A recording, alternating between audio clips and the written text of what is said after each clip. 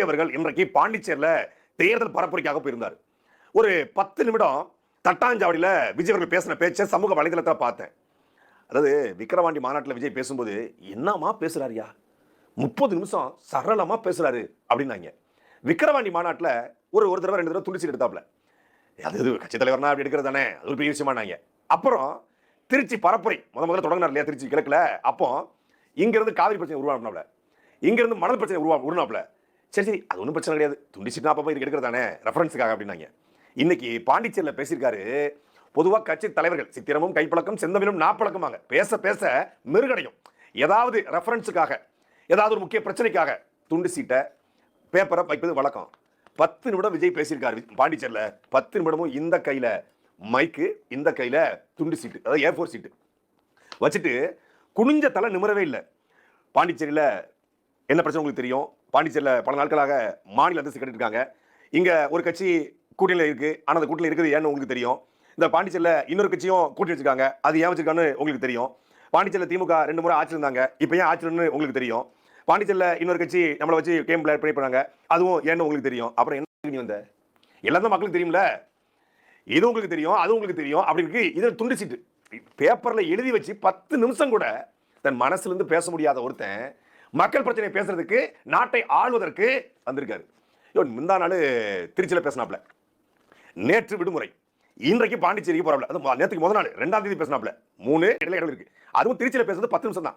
ஒரு நாளைக்கு 8 கூட்டங்க ஒரே கண்டென்ட் பேசுறாரு அப்படின்னா பிரச்சனை இல்லை. ஒரு நாளைக்கு 10 நிமிஷம் பேசிட்டு அடுத்த நாள் ஓய்வெடுத்து அடுத்த நாள் இங்க வந்திருக்காப்ல. ஒரு 10 நிமிட பேச்சை கூட உன்னால பாண்டிச்சேரி பிரச்சனை என்ன, பாண்டிச்சேரிக்கு என்ன தேவைன்னு பேச. போன முறை பாண்டிச்சேரிக்கு வந்த போது புதுச்சேரியில் ரெங்கசாமி ஐயா நல்லாட்சி கொடுக்கிறாருன்னு சொன்னாரு. இந்த முறை ரெங்கசாமி நல்லாட்சி கொடுக்கறியா? இந்த முறை ரெங்கசாமி தலைமையிலான கூட்டணி போலியான கூட்டணி, அது சேரணும்னு சேரல, சேரக்கூடாதுன்னு சேர்ந்திருக்கு, வேற வழி இல்லாம சேர்ந்திருக்காரு. ரெங்கசாமியை போன முறை ஏன் புகழ்ந்தார், இந்த முறை ஏன் புகழல? போன முறை ரெங்கசாமி ஆட்சி நல்லாட்சியா இருந்துச்சு, இந்த முறை நல்லாட்சி இல்லையா? ஏன்னா போன முறை ரெங்கசாமியை புகழ்ந்தா அவர் பாஜக கூட்டணி வந்து கலந்து வந்து தாவேக்காவோட கூட்டணி வச்சு புதுச்சேரியில் துணை முதலமைச்சராக புசியானந்த வைக்கலாம்னு சாரு குசியா கனவு கண்டாப்ல. ரெங்கசாமி லெப்ட்ல இண்டிகேட்டர் போட்டு ரைட்ல கையை காட்டி ஸ்ட்ரைட்டா போவார்னு நினைக்கும் போது லெப்டே போயிருவாப்ல. அவர் அந்த மாதிரியான ஆளு. அவர் எப்ப திரும்புவார்னு எவனாலும் எடுக்க முடியாது. அப்படிப்பட்ட ஆளு ரெங்கசாமி.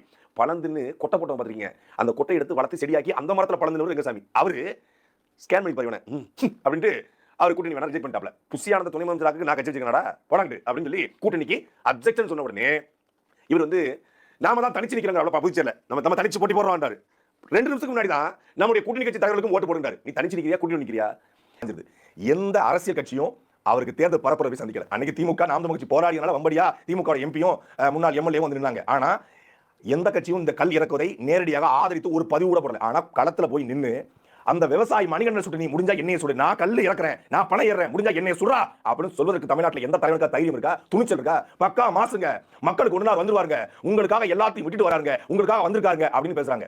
அந்த விஜய் இதுவரைக்கும் இந்த பனை தொழிலாளர் சுடப்பட்டதுக்கு ஒரு வார்த்தை கூட கண்டனம் தெரிவிக்கல. தூத்துக்குடிக்கு வந்திருக்காரு, திருநெல்வேலிக்கு வந்திருக்காரு, அதுக்கப்புறம் காரைக்குடிக்கு வந்தாரு, எந்த இடத்தையும் போல. சரி மேடையில் பேச வேண்டாம், காரைக்குடி வந்து பேசாம போயிட்டாப்ல. ஆனா அறிக்கை கூட போட முடியாதா?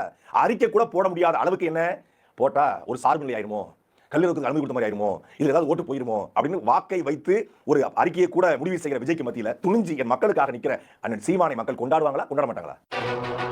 கூட்டம் கொடுத்து பக்கா மாசு அது பக்கா மாசுலாம் இல்ல, அது ஒரு பொடி மாசு. சினிமாவில் வேணா முதன்மை கதாபாத்திரம், அரசியல் ஒரு காமெடியை எப்படி கொடுத்த கூட்டிருக்காங்கன்னா நேத்தே நான் சொல்லியிருந்தேன். சரி அது கோயம்புத்தூர் தான் பண்ணிருக்காங்க, இதாங்க பண்றாங்க.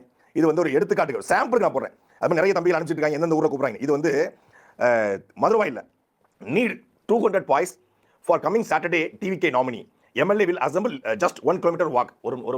ஒரு கிலோமீட்டர் ஊர்வலம் மூலமா அதுக்கு 300 ரூபாயா. Timing 9 AM to 12, just 2 hours. 9 to 12 2 hours ஆகும், அதே தப்பு. 3 மணி நேரம், சரி 2 hours இருக்கா. Snacks water bottle will provide, interested boys DM or join the group immediately, no back out அப்படின்னு சொல்லி இது பண்ணக்கூடாது அப்படின்னு போட்டிருக்காங்க. அப்புறம் urgent record need 15 boys pamphlet distribution, துண்டறிக்கை கொடுக்குறது 15 பேர் தேவை.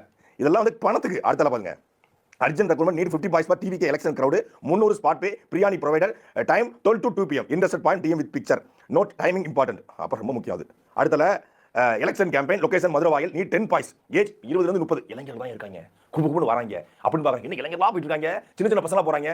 துண்டு சாப்பாடு பிரியாணி 300 ரூபா. கேம்பெயினில் போடுறதுக்கு வீடியோ எடுத்து இன்ஸ்டாகிராம் போடுவோம், அதை உங்க பேஜில் போடுவோம், உங்க பேஜுக்கு ப்ரொமோஷன் கிடைச்சிடும், உங்களுக்கு லைக் ஷேர் பிச்சுக்கும் அப்படின்னு ஒன்று வர்றாங்க. பேமெண்ட் இங்க 400 ரூபாயா, 200 ரூபீஸ் கிண்டல் பண்ணாங்க. இவங்க 300 தற்குறி, சில இடத்துல 400 தற்குறி. நல்லா இருக்கடா, ஏன்டா 300 கொடுக்குறீங்க, 400 தற்குறி அப்படி நல்லா இருக்காத.